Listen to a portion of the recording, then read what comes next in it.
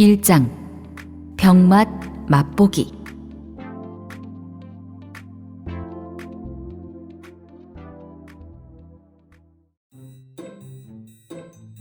진상은 자기가 진상인 줄 모른다.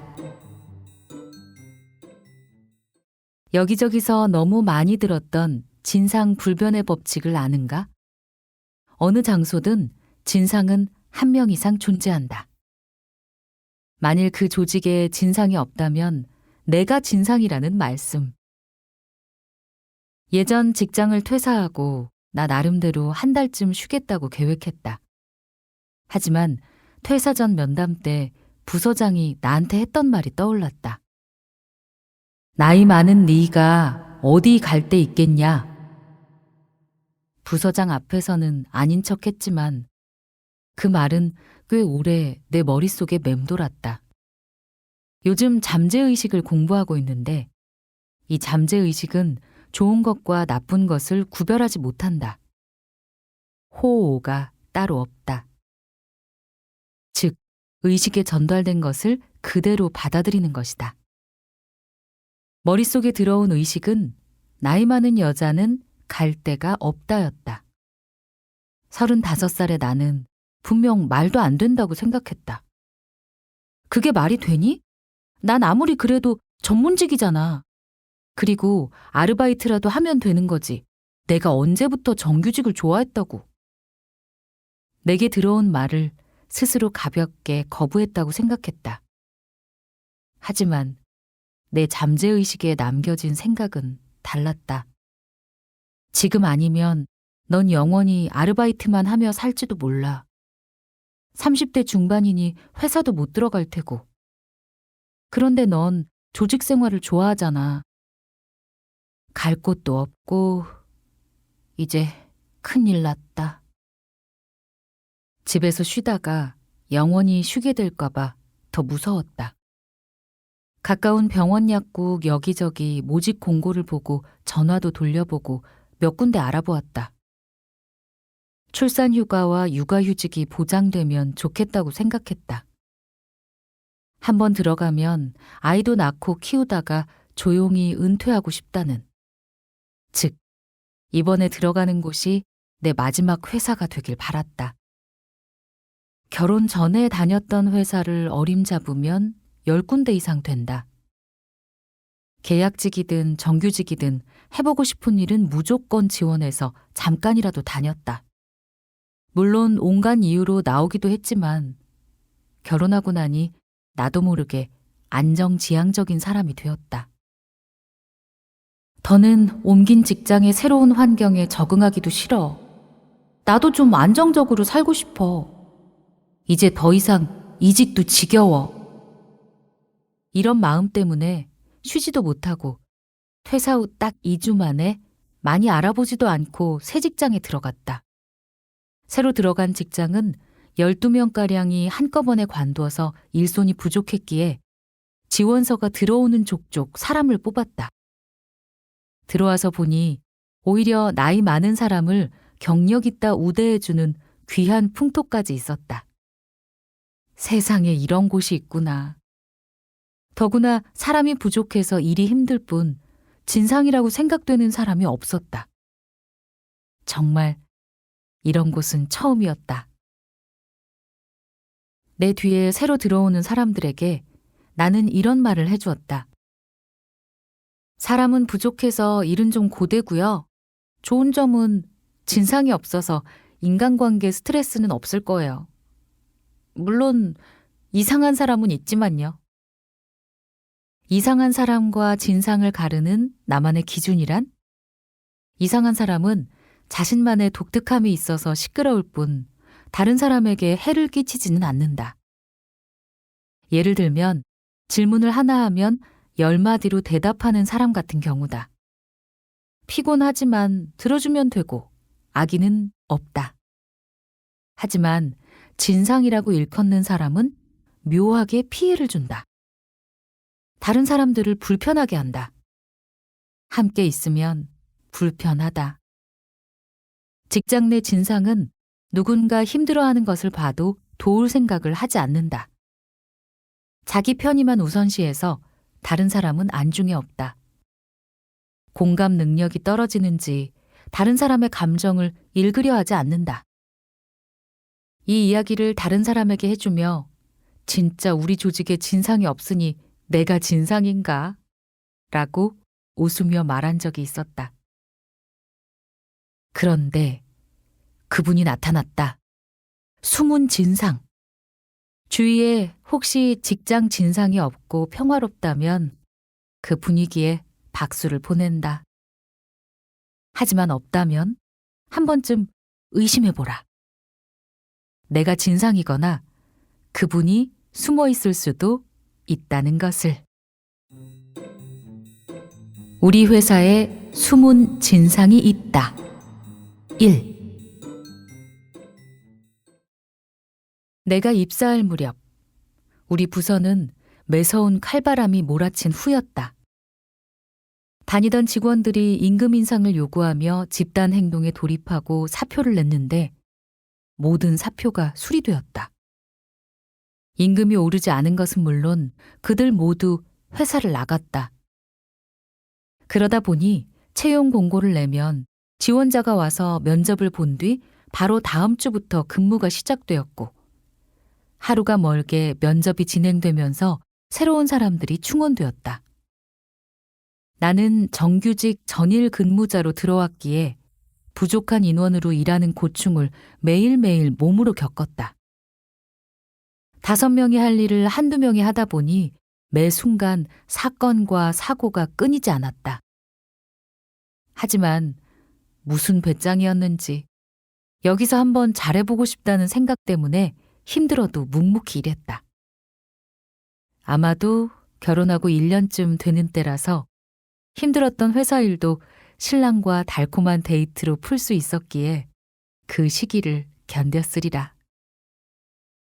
A는 내가 입사하고 한참 후 들어온 중고 신입이었다. 그녀는 경력직으로 지원했고 육아 때문에 오전 근무 계약직으로 들어왔다.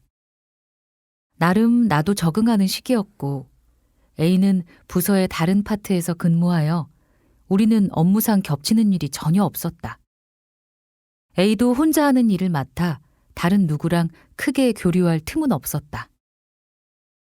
가끔 대화할 일이 있을 때의 느낌은 침착하고 조용한 말투가 기억에 남는 사람이었다. 입사 5개월 차에 나는 임신에 성공했다. 우리 부서는 점점 인원이 채워져 마침내 나도 출산휴가와 육아휴직을 쓸 수 있었다. 아이를 봐줄 사람이 없었기에 출산휴가와 더불어 육아휴직까지 꽉 채워 쓰면서 아이를 키웠다. 그런데 복직 한 달 전쯤 부서장의 전화가 걸려왔다. 딱 한 달만 일찍 복직할 수 없냐는 얘기였다. 또 누가 관둬서 일손이 부족한 모양이었다. 그런데 그때 나는 큰 실수를 했다. 부서장은 단순히 의견을 묻는 것이 아니라 간곡한 요청이었는데 나는 그 말의 숨은 의미를 몰랐다. 돌이 겨우 지난 아이를 어린이집에 한 달 먼저 맡길 자신이 없어서 예정된 휴직을 다 채우고 복직을 했다. 그 사이 A는 오전 근무 계약직이 아니라 전일제 정규직으로 전환하고 책임이라는 직급을 단 상태였다. 직급 수당은 따로 없지만 내가 평사원이라면 그녀는 이미 대리쯤이라고나 할까? 복직 후 나에게는 병원 약국에서 환자들을 상대로 복약 지도를 하는 업무가 주어졌다. 이는 신입이 들어와도 하는 일이었다. A는 기록을 만들고 실적을 관리하는 관리자급의 일에 조금씩 적응해가고 있는 것 같았다. 가끔 내가 일하는 곳으로 나올 때 말고는 마주칠 일은 없었다. 그녀가 맡은 업무는 늘 혼자서 하는 일이기에 아무도 A의 업무 스타일을 알지 못했다. 나는 여전히 신입 업무 주위를 맴돌다가 그 사이 아이를 하나 더 낳았고 복직 후에는 여지없이 신입 업무가 맡겨졌다. 출산 후 돌아올 때마다 나보다 뒤로 들어온 사람들이 승진해 있었다. 그러다가 그 다음해 1월, 부서에 대대적인 업무 변동이 있었다. A가 여러 명과 같이 일하는 부서로 이동했다. 물론 책임급이라 부르는 관리자 자격으로.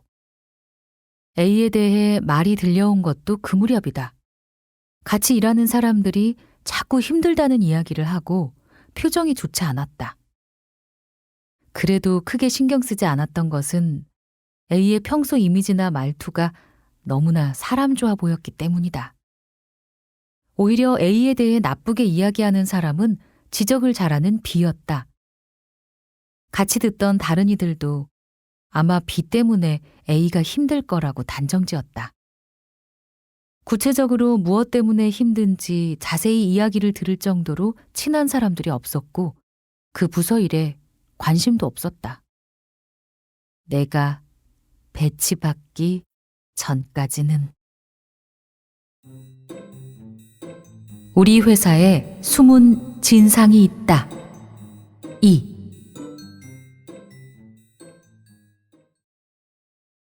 다시 한번 업무상 큰 변동이 생겼다. 드디어 A와 함께 일하게 되었다. 이 부서에 일하는 사람은 A와 나, 그리고 다른 2명으로 이들은 연차는 적지만 A와 일을 조금씩 해본 사람들이었다. 첫날부터 문제가 터졌다. A를 제외한 우리 셋이 일하기에는 업무량이 너무 많았다. 도저히 감당이 되지 않아서 A에게 조금만 도와달라고 요청했다. 그런데 자신은 다른 중요한 일이 있다면서 단 5분도 도와주지 않았다. 우리가 하는 일은 몸을 움직이며 하는 업무라서 한 사람이 잠깐 도와줘도 큰 힘이 된다. 하지만 그녀는 우리의 분주함을 보면서도 지금 자기 일이 너무 바쁘다며 움직이지 않았다.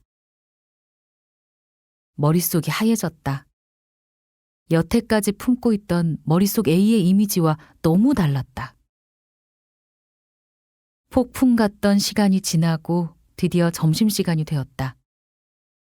다른 동료에게 원래 A의 업무 방식이 저러냐고 물어보니 자기 할 일은 열심히 하지만 부서의 실무는 거의 신경을 안 쓴다고 했다. 즉, 부서장이 시킨 관리자 일은 집중하지만 지금 당장 약이 나가야 하는 실무는 실무자들이 알아서 하라는 식이라는 거였다. 일하는 공간이 분리된 것도 아니고 바로 코앞에서 다른 이들의 어려움을 모른 척한다는 것에 놀라웠다. 더 심한 것은 부서원들과 다 같이 공유하고 의견을 조율해야 하는 일은 어김없이 부서장을 찾아가서 둘이서 결정하고 와서 우리에게 통보하는 식이었다. 지금껏 A에 대해 불만을 이야기하던 B에게 미안했다. 시시콜콜 이야기하면 입 아픈 너무나 많은 소소한 것들이 부딪혔다. 심지어 실무에 쓰는 물건을 주문하는 일도 자기 일인데 주문하는 것을 잊어버려 실무자가 일할 때 애를 먹기도 했다. 그러다 보니 A를 제외한 우리 셋은 계속 불편사항의 시정을 요청하기 바빴다. 우리 땡땡 필요한데 이것만 부탁드릴게요. 땡땡 없어요. 언제까지 올까요? 그녀의 책상은 늘 서류로 어지러웠다. 일이 많아 보이긴 했지만 적어도 우리에게 어떤 일로 바쁘고 왜 도울 수 없는지 설명이라도 해주면 이해했을 텐데 말도 없고 공유도 안 되니 팀원으로서는 늘 답답한 일 투성이었다. 그날도 다른 동료들과 실무에 필요한 물건이 언제 올 수 있는지 확인하고 있었다. 그런데 A가 세상 사납게 소리를 질렀다. 저 너무 힘들고 정말 바빠요. 온종일 일한다고요. 왜 맨날 저한테 요구만 해요? 알아서 좀 하세요. 결국 나도 한마디 할 수밖에 없었다. 온종일 책상에서 일하는 것도 중요하겠지만 지금 당장 닥친 일도 중요하지 않나요? 실무자들도 생각 좀 해주세요. 일은 돌아가게 하고 관리 업무를 하셔야죠. 사실 A가 계속 혼자 일하는 업무를 했기에 아무도 몰랐다. 상사에게는 좋은 직원, 훌륭한 책임자임이 분명하다. 또 혼자서 하는 일에서는 탁월한 성과도 냈다. 하지만 여러 명이 같이 하는 업무에서는 업무에 대한 공유나 협의가 필요한데 마치 팀원들을 무시하는 것처럼 팀원과의 소통과 공유는 없었다. 어떤 일도 팀원들과는 상의 없이 바로 통보하는 시기니 모두 불만이 쌓일 수밖에. 다른 사람을 통해 들으니 A도 우리에게 불만이 쌓였다고 했다. 한 번이라도 다 같이 이야기를 하고 무엇이 문제인지 의견을 나누는 시간이 우리 모두에게 필요했다. 지금은 소통의 시대. 더는 위에서 아래로 명령하면 무조건 따라야 하는 시대는 지났다. 상대의 어려움에 공감하고 소통하려는 시도. 같이 일하는 사람들과 무엇이 더 나은 방향인지 조금이라도 대화하려는 노력이 필요하다.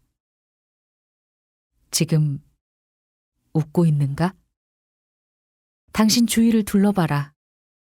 그분이 숨어 있을 수도 있다.